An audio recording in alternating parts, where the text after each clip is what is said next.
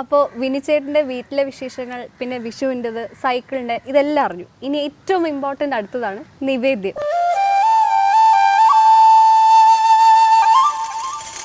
ഇപ്പം നിവേദ്യം ഫസ്റ്റ് ഫിലിമായിരുന്നു. ഇപ്പം ഭാമയ്ക്ക് ഒരു അബദ്ധം പറ്റിയത്, ഭാമ ഒരുപാട് സ്ഥലങ്ങളിൽ പറഞ്ഞിട്ടുണ്ട്. ഫസ്റ്റ് ഷോട്ട് എടുത്തപ്പം എവിടെയോ ഒരു കൈയോട്ട് കേട്ടെന്നോ, അപ്പോൾ പുള്ളിക്കാരി നേരെ അങ്ങ് ഡയലോഗ് പറഞ്ഞു തുടങ്ങി. പിന്നെ അറിഞ്ഞത് സ്റ്റാർട്ട് ക്യാമറയൊക്കെ പറഞ്ഞ് ആക്ഷൻ പറഞ്ഞു കഴിഞ്ഞാൽ പറയാവുള്ളൂ. അപ്പം അങ്ങനെ ചേട്ടൻ എന്തെങ്കിലും, ചേട്ടനത് പറ്റേണ്ട കാര്യമില്ല. കാര്യം ഇവിടെ സ്റ്റാർട്ട് ക്യാമറ ആക്ഷൻ അബദ്ധം താങ്കൾക്ക് വരണ്ട. കാര്യം അഭിനയമായിട്ട് വളരെ അധികം അടുത്ത ബന്ധം. പക്ഷെ എന്നാലും എന്തെങ്കിലും ഒരു അബദ്ധം പറ്റിയിട്ടുണ്ടാവുമല്ലോ. അബദ്ധം പറ്റിയിട്ടില്ല. എനിക്ക് നിവേദ്യത്തിൻ്റെ ലൊക്കേഷനിൽ എൻ്റെ ഫസ്റ്റ് ഷോട്ട് എന്ന് പറയുന്നത് ഒരു ഓട്ടോയിൽ വന്നിറങ്ങിയിട്ട് ഇങ്ങനെ അവിടെ ഒരു മനയിൽ, ഒളപ്പമാണ് മനയിൽ, അപ്പം തമ്പുരാൻ്റെ വീട്ടിലേക്ക് വന്നിറങ്ങിയിട്ട് ഓട്ടോയിൽ വന്നിട്ട് ഇങ്ങനെ നോക്കുന്നുണ്ട്. ആ മനയുടെ മേളത്തെ നിലയിലേക്ക് ഇങ്ങനെ നോക്കുമ്പോൾ ഒരു പെൺകുട്ടി ഇങ്ങനെ ബുക്കും വായിച്ചുകൊണ്ട് നടക്കുന്നു. അപ്പോൾ കുറച്ച് നേരം ഇങ്ങനെ നോക്കിയിരിക്കും. നോക്കുമ്പോഴത്തേക്ക് ആ പെൺകുട്ടി അവിടെ നിന്ന് പോടാന്ന് പറഞ്ഞിട്ട് ഇതാണ് സിറ്റുവേഷൻ. അപ്പോൾ ചമ്മി അത് പോകുന്ന സാധനം. പക്ഷെ എന്താണെന്നറിയില്ല, അതെനിക്ക് ഒട്ടും ശരിയല്ല. സാറ് പറഞ്ഞു വിനു അത് ശരിയാവുണ്ടല്ലോ. ഞാൻ സാർ എനിക്ക് എക്സ്പീരിയൻസ് ഇല്ലാത്തതുണ്ടാവും എന്ന് എനിക്കറിയില്ല. ഞാൻ അങ്ങനെയുള്ള എക്സ്പീരിയൻസ് ഒന്നും എനിക്കില്ലായിരുന്നു. അത് കാരണം വന്നതാവും. പക്ഷെ എനിക്ക് പറ്റുന്നില്ലായിരുന്നു. ഞാൻ ഇപ്പം സീക്വൻസ് ചെയ്തപ്പോൾ ആ ഒരു സീൻ ചെയ്തപ്പോൾ ഓട്ടോയിൽ നിന്ന് വന്നിറങ്ങി ഇത്രയേ ഉള്ളൂ, ചെറിയ സംഭവങ്ങളാണ്. പക്ഷേ എനിക്ക് ഭയങ്കര പ്രശ്നമായിരുന്നു. ആദ്യം ചെയ്യുന്നത് ശരിയാവുന്നില്ല. എനിക്കൊന്നും ഒരു 5-6 ടേക്ക് എടുത്തു. പിന്നെ എനിക്ക് ടെൻഷനാണ്. കാരണം ഒന്നാമത്തെ കാര്യം എനിക്കൊരു പേടിയുണ്ടായിരുന്നു ലോഹിത് സാർ. ഇപ്പോൾ ലോഹിത് സാർ എങ്ങനെയായിരിക്കും ഒരു തെറ്റൊക്കെ വന്ന് എങ്ങനെ പ്രതികരിക്കും, തെറ്റിപ്പോയാൽ എന്തായിരിക്കും, അങ്ങനെയുള്ള ഒരു മൊത്തത്തിൽ അങ്ങനെയൊക്കെയുള്ളൊരു ടെൻഷനായിരുന്നു മനസ്സിൽ. ഫസ്റ്റ് വന്ന് ഇങ്ങനൊരു ചെറിയൊരു പേടി ഉണ്ടായിരുന്നു. അപ്പം അതങ്ങനെ വന്നു. പക്ഷേ ആദ്യത്തെ ഷോട്ട് അപ്പോൾ സാറ് ചോദിച്ചു എന്താ വിനു ശരിയാവാത്തെന്നൊക്കെ ചോദിച്ചു. ഞാൻ പറഞ്ഞു സാർ ശരിയാക്കാം എന്ന് പറഞ്ഞു. ഒരു ഉച്ചയായപ്പോഴത്തേക്ക് എനിക്ക് തന്നെ മനസ്സിലായി ഞാൻ ചെയ്യുന്നത് എനിക്ക് ചെയ്യാൻ പറ്റുന്നില്ല. ചെയ്യണമെന്നുണ്ട് മൈൻഡിൽ, പക്ഷേ ഞാൻ വിചാരിക്കുന്ന പോലെ എനിക്ക് ചെയ്യാൻ പറ്റുന്നില്ല എന്നുള്ളൊരു ഇതുണ്ട്. അപ്പോൾ അങ്ങനെ ഞാൻ ഉച്ചയ്ക്ക് എന്തായാലും രണ്ടും കൽപ്പിച്ച് സാറിനോട് പറഞ്ഞു, സാർ എനിക്ക് ഒന്നും ചെയ്യാൻ പറ്റുന്നില്ല, നാളെ ചെയ്താലോ, ഇന്നൊന്ന് ബ്രേക്ക് ചെയ്യുമോ സാർ, എനിക്ക് ഒട്ടും പറ്റാത്തതുകൊണ്ടെന്ന് പറഞ്ഞു. ശരിക്കും സാറിൻ്റെ കയ്യിൽ നിന്ന് ഒരു വഴക്ക് പ്രതീക്ഷ തന്നെയാണ് ഞാൻ പറഞ്ഞത്. പക്ഷെ അപ്പോൾ എൻ്റെ ഒരു പ്രതീക്ഷയൊക്കെ തെറ്റിക്കൊണ്ടാണ് സാർ പറഞ്ഞു. സാർ പറഞ്ഞു എന്താ കുഴപ്പം, പിന്നെ നമുക്ക് ബ്രേക്ക് ചെയ്യാം, തുടങ്ങിയിട്ടല്ലേ ഉള്ളൂ, കുഴപ്പമില്ല, നാളെ എടുത്താൽ മതി, നാളെ അപ്പം സ്മാർട്ട് ആവണമെന്നൊക്കെ പറഞ്ഞിട്ട്. അപ്പോൾ അതെനിക്ക് ഭയങ്കര ആശ്വാസമായിപ്പോയി. കാരണം ഒരിക്കലും ഞാൻ ഇത്രയും ഒരു വലിയൊരു ഡയറക്ടറായിരുന്നു ഇങ്ങനെ ഞാനിപ്പോൾ നിർത്താവോന്ന് ചോദിക്കുമ്പം സാറ് തിരിച്ചെന്നെ വഴക്ക് പറയുന്നുള്ളൊരു ഇതിലെ ഭയത്തോടെ ഞാൻ ചോദിക്കണം. എന്തായാലും ചോദിക്കാമെന്ന് വിചാരിച്ചു. കാരണം ഫിലിം വെറുതെ വേസ്റ്റ് ഉണ്ട്, എനിക്ക് പറ്റുന്നില്ലെന്ന് എനിക്ക് തന്നെ തോന്നി. അങ്ങനെ സെക്കൻഡ് ഡേ ആയപ്പോൾ സാറ് കുഴപ്പമൊന്നുമില്ല, ഭയങ്കര ഹാപ്പിയായിട്ട് പറഞ്ഞു കുഴപ്പമില്ല, നമുക്ക് രണ്ടാമത്തെ ദിവസം ഷൂട്ട് ചെയ്യാൻ കുഴപ്പമൊന്നുമില്ല എന്ന് പറഞ്ഞിട്ട് ആ ഒരു ഫ്രീ ഉണ്ടല്ലോ, ആ ഒരു ഭയങ്കര സോഫ്റ്റായിട്ട് ആ സംസാരമാണ് എനിക്ക് തോന്നുന്നു. ആ ഒരു ടെൻഷൻസ് മൊത്തം മാറ്റി രണ്ടാമത്തെ ദിവസം തൊട്ട് എനിക്ക് നന്നായിട്ട് പെർഫോം ചെയ്യാൻ പറ്റി. പിന്നെ മൂന്നാമത്തെ ദിവസം അതിൽ നാടോടി തെയ്യം എന്ന് പറഞ്ഞൊരു ക്ലാസിക്കൽ സോങ് ഉണ്ട്, അത് ഷൂട്ടിങ് തുടങ്ങി. ആ സോങ് കൂടെ ശരിക്കും പിന്നെ ആ ഒരു ട്രാക്കിലേക്കായിപ്പോയി. അതെനിക്കൊരു വലിയ ഭാഗ്യം തോന്നുന്നത്, ഞാൻ ഗോപിയങ്ങളുടെ കൂടെ, ഭരത് ഗോപിയങ്ങളുടെ കൂടെ അങ്കിളുടെ ഫ്രണ്ട് ഇരുന്ന് പാടുന്നൊരു സോങ് ആണ്. അങ്ങളുടെ കൂടെ പിന്നെ അങ്കിൾ മരിക്കുന്നതിൻ്റെ തലേദിവസം എനിക്ക് പോയി കാണാനും പറ്റി. അതിൻ്റെ ഒരു വലിയ ഭാഗ്യമായിട്ട് തന്നെ കരുതുന്നുണ്ട്. പിന്നെ നിവേദ്യം ടീം എന്ന് പറയുമ്പോൾ എനിക്ക് തോന്നുന്നു നിങ്ങൾ കുറച്ച് 3 പേരായിട്ട് ഒഴിച്ച് ബാക്കി എല്ലാവരും തന്നെ സീനിയർ ആർട്ടിസ്റ്റുകളായിരുന്നു.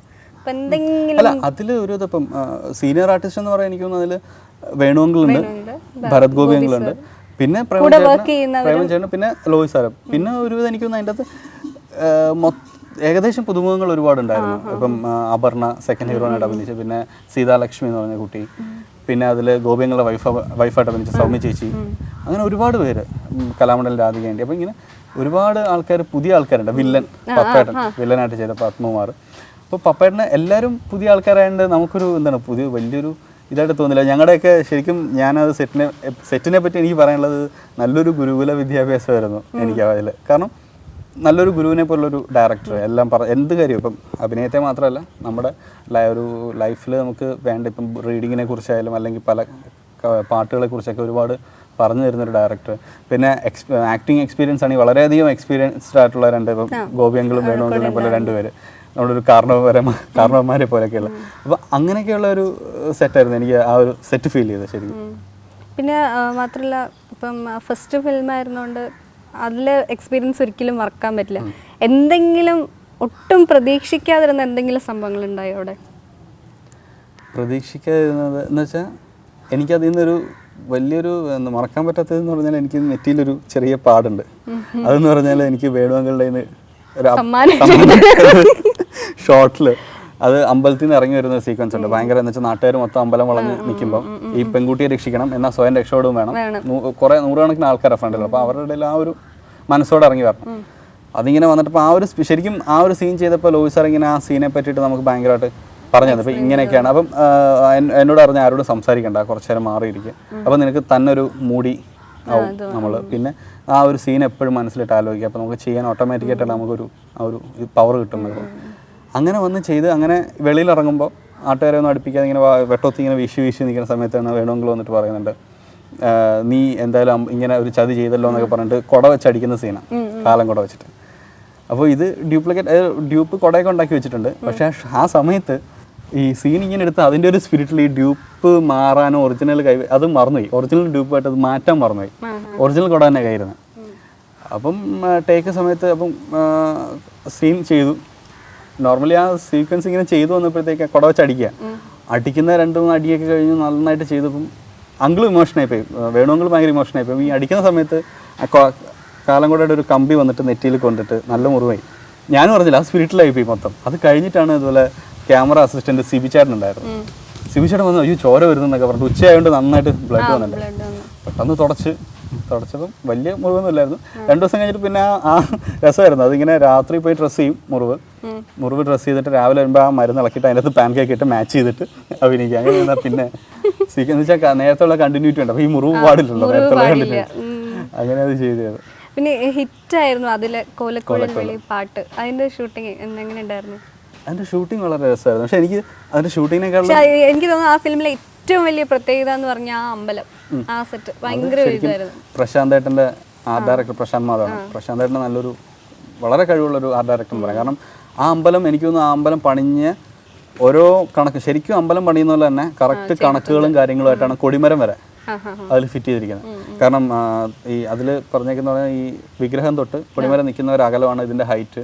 അപ്പോൾ അതൊക്കെ വെച്ചിട്ട് അതേ കൃത്യം അളവിലാണ് അതിൻ്റെ ഒരു ഐശ്വര്യമാണ് അമ്പലത്തിന് ഉണ്ടായിരുന്നെന്ന് തോന്നുന്നു എനിക്ക്. കാരണം ശരിക്കും ഒരു അമ്പലമായിട്ട് തന്നെ എല്ലാവരും ഫീൽ ചെയ്തിട്ടുണ്ട്. അത് ഒരുപാട് ഇപ്പം അവിടെ ഈ ആൾക്കാരായാലും അപ്പുറത്തെ അമ്പലത്തിൽ അവിടെ തൊട്ടപ്പുറത്ത് ദേവീക്ഷേത്രമുണ്ട്, അവിടെ വരുന്നവർ പോലും ഇവിടെ വന്ന് തൊഴുതിട്ട് പോകുന്ന അവസ്ഥയൊക്കെ ഉണ്ടായിട്ടുണ്ട്.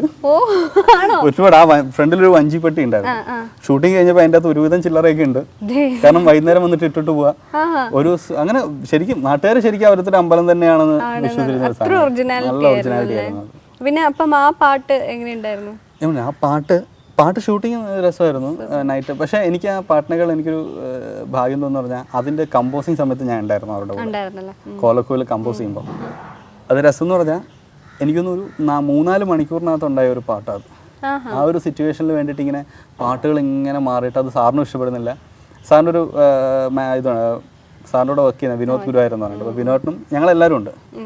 ഞങ്ങളെല്ലാം കൂടി ഈ പാട്ടിങ്ങനെ ജേട്ടനും ഇങ്ങനെ ഓരോ മ്യൂസിക് ഒന്നും ശരിയാവുന്നില്ല. അപ്പോൾ രാജകുമാരി എന്നൊരു പാട്ടായിരുന്നു വെച്ചിരുന്നത്. അപ്പം അതിനേക്കാളും ബെറ്റർ ആയിട്ടൊരു സോങ് ഇങ്ങനെ നോക്കിക്കൊണ്ടിരിക്കുക. അപ്പോൾ ഈ വിനോദേട്ടനാണ് ജയചന്ദ്രനായിട്ടാണ് മ്യൂസിക്. ജയേട്ടനെയും ലോയി സാറിനെയും കൂടെ ഒരു റൂമിലിട്ട് അടച്ചിട്ട് പറഞ്ഞു, നിങ്ങൾ രണ്ടുപേരോട് ഒന്നിച്ചിരുന്ന എന്തായാലും ഏതെങ്കിലും പാട്ട് വരുമെന്ന് എനിക്കറിയാം എന്ന് പറഞ്ഞ് വിനോദേട്ടനും പിടിച്ച് കൊണ്ടിരുത്തിയതാണ്. അങ്ങനെ 2 മണിക്കൂർ കഴിഞ്ഞപ്പം ഒരു ട്യൂണായി. സാറ് ഒരു ലിറിക്സ് എഴുതി, ഒരു ഡെമ്മി ലിറിക്സ് എഴുതിയതാണ്. എഴുതി ഇതേപോലൊക്കെ ലിറിക്സ് മതി, ഒന്ന് പാടി നോക്കുന്നു പറഞ്ഞിട്ട് അതാണ് കോലക്കുഴൽ വിളി കേട്ടോ. അപ്പം ഇഷ്ടപ്പെട്ടു. സാറ് പറഞ്ഞു ലിറിക്സ് മാറ്റി പുതിയ വേറെ ഏതെങ്കിലും ചെയ്യാൻ പറ്റും. ഇതപ്പോൾ വിനോദം പറഞ്ഞു ഇത് തന്നെ മതി. അപ്പോൾ എന്നോട് ചോദിച്ചു ഇഷ്ടപ്പെട്ടോ എന്ന് ചോദിച്ചാൽ പറഞ്ഞു എനിക്ക് ഇഷ്ടപ്പെട്ടു പാട്ട് ഒന്ന് കേട്ടപ്പോൾ തന്നെ. അങ്ങനെ ഫിക്സ് ചെയ്തൊരു പാട്ടാണ്. പെട്ടെന്ന് ഞാൻ പറഞ്ഞല്ലോ 3 മണിക്കൂറിനകത്ത് ഉണ്ടായ ഒരു പാട്ട്. അന്നേ വിചാരിച്ചു ഈ പെട്ടെന്ന് ഇങ്ങനൊരു അൺഎക്സ്പെക്റ്റഡ് ആയിട്ട് കിട്ടുന്ന ഒരു സാധനം പെട്ടെന്ന് ചിലപ്പോൾ ആൾക്കാരുടെ മനസ്സിലേക്ക് ഇഷ്ടപ്പെടാൻ ചാൻസ്. പിന്നെ അടുത്ത് നിവേദ്യത്തിൽ ഭാമയായിരുന്നല്ലോ. അപ്പോൾ നിങ്ങൾ തമ്മിലുള്ള അഭിനയിക്കുമ്പം ആ ഒരു കെമിസ്ട്രി എങ്ങനെ ഉണ്ടായിരുന്നു? നിവേദ്യത്തിൽ എന്ന് പറഞ്ഞാൽ ഇപ്പം ഭാമയും ഒരു പുതുമുഖമാണ്, ഞാനും പുതുമുഖമാണ്. ശരിക്കും ഞാൻ നിവേദ്യത്തിൽ എൻ്റെ ഒരു ആക്ടിങ്ങിൻ്റെ ഒരു ക്രെഡിറ്റ് കുറേയൊക്കെ ലോയി സാറിനുള്ള. കാരണം നമ്മൾ ഒരു ക്യാരക്ടർ എങ്ങനെ മോൾഡ് ചെയ്യണം എന്നറിയാവുന്ന ഒരു ഡയറക്ടർ. ശരിക്കും അതിലുള്ള ഓരോ പാർട്ട് ഇപ്പം പല സീക്വൻസ് ആയിട്ടും ഇപ്പം ഞങ്ങൾ തമ്മിലുള്ള സീക്വൻസ് ആയാലും അല്ല അങ്ങനെയുള്ള സീക്വൻസിലൊക്കെ ശരിക്കും രണ്ടുപേരെയും ഒരേപോലെ സാറ് പറഞ്ഞു തരാറുണ്ട്. ഇപ്പം ഇങ്ങനൊരു സിറ്റുവേഷൻ ഇതാണ്. അപ്പം ആ ഒരു മൈൻഡിലേക്ക് നമ്മളറിയാതെ പോലും നമ്മളെ കൊണ്ടുപോകാറുണ്ട്. അപ്പം അങ്ങനത്തെ ഒരു ഡയറക്ടറുടെ കയ്യിലായതുകൊണ്ട് ഒരിക്കലും നമ്മളുടേതായിട്ടൊരു കോൺട്രിബ്യൂഷൻസ് അല്ലാണ്ട്. ഇപ്പം സാറോട് ചോദിക്കുമ്പോൾ ഇപ്പോൾ സാറ് തന്നെ പറയാറുണ്ട് ഇപ്പോൾ ഒരു സിറ്റുവേഷൻ ഇപ്പോൾ രണ്ടുപേരും എനിക്കൊന്നും ഭയങ്കരമായിട്ട് കുറേ സാറ് ഞങ്ങൾ പറഞ്ഞു തന്നിട്ടുള്ള ഇങ്ങനെ ആ ഒരു ഇതിലേക്ക് ഇങ്ങനെ മൂഡിലേക്ക് ആക്കിയത് ഈ അമ്പലത്തിൽ നിന്ന് ഇറങ്ങുന്ന ഒരു ക്രിട്ടിക്കൽ സ്റ്റേജാണ് ആ ഫിലിമിൽ. കാരണം ഇത്രയും ആൾക്കാരുടെ ഇടയിൽ ഈ കുട്ടിയെ കൊണ്ട് ഇറങ്ങണം എന്നൊക്കെ പറയുന്ന ഒരു ഇതുണ്ട്. ശരിക്കും രണ്ടുപേരെയും ഭയങ്കരമായിട്ട് സാറിങ്ങനെ പറഞ്ഞു തന്ന് ആ ഒരു മൂഡുണ്ടാക്കിയെടുക്കാറുണ്ട്. അപ്പം അതൊരു രണ്ടുപേരും നന്നായിട്ട് സാർ അതിൽ യൂട്ടിലൈസ് ചെയ്തെന്ന് തോന്നുന്നത്. ഇനി അടുത്ത ഫ്യൂച്ചർ പ്രോജക്ട്സ്? ഇനി അടുത്ത് തുടങ്ങാൻ പോകുന്നത് ശ്രീപ്രകാശൻ്റെ സുൽത്താൻ എന്ന് പറഞ്ഞ ഫിലിം, അതാണ് ചെയ്യുന്നത്. വിനോദ് ജി ചെയ്യുന്നുണ്ട്, എൻ്റെ ഒരു ഫ്രണ്ട് വിനോദനും ജയേട്ടനും രണ്ടുപേരും കൂടെ ചേർന്നൊരു ഇരട്ട സ്ക്രിപ്റ്റ് റൈറ്റേഴ്സായിട്ട് വരുന്നൊരു പടമാണ്. പിന്നെ നല്ല ഇപ്പം ജയേട്ടൻ്റെ മ്യൂസിക്കാണ്, അതിൻ്റെ കമ്പോസിങ് ഒക്കെ ഇപ്പോൾ നടക്കുക. ജയേട്ടൻ്റെ മ്യൂസിക് നല്ല പാട്ടുകളാണ്, ഞാൻ കേട്ടു 3 പാട്ടുകൾ, 3 നല്ല സോങ്സാണ്.